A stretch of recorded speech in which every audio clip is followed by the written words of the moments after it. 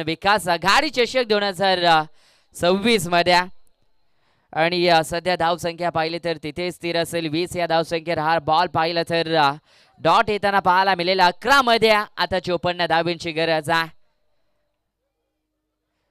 ओहो इथे बॅटची bottom age लागताना पाहायला मिळेल आणि विकेट नंबर निगडोली संघ आणखीन एकदा गमावताना पाहायला मिळेल आणि धक्का क्रमांक इथे तिसरा लागला जाईल 20 या धावसंख्येवर. खेळाडू इथे होईल झेलबाद.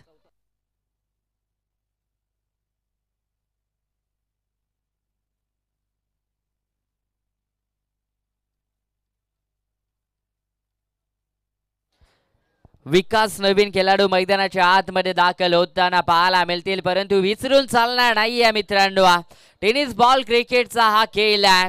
या खेळमध्ये पाहायला गेलं तर कुठलाही टार्गेट हा सेफ नसतोय. धावा चेस होऊ शकतात कारण की कित्येकदा पाहिल्या 24 बॉल मध्ये 80+ धावा चेस होताना, कित्येकदा पाहिल्या 24 बॉल मध्ये 36 धावा डिफेन्स होताना, परंतु आज पाहायला गेलं तर परिवर्तन विकास आघाडी चषकामध्ये इथे धावा चेस केल्या जाईल का.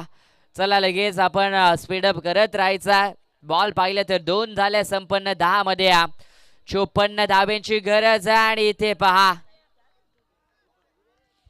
पंचांनी आकाशाकडे बोर्ड दाखवला. फलंदाज OUT आणखीन एकदा खेळाडू बाद.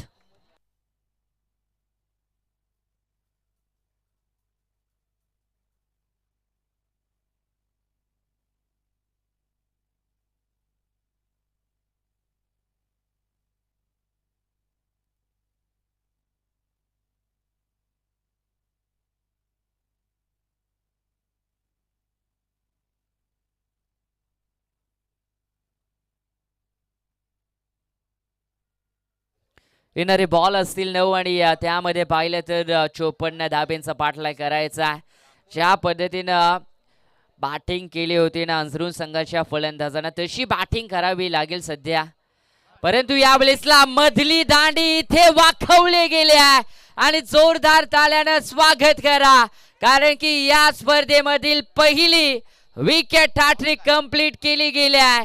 अंजरून टीमचा गोलंदाज ओमकार ठरतोय या स्पर्धेमधील विकेट टेक गोलंदाजी करणारा हा गोलंदाज.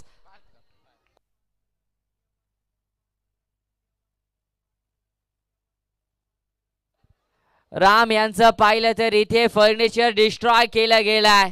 20 या धावसंख्येवर पूर्णपणे पाहायला गेलं तर धावसंख्येला फुल स्टॉप लावलाय आणि आता 8 मध्ये 54 धावांची गरज असणार आहे.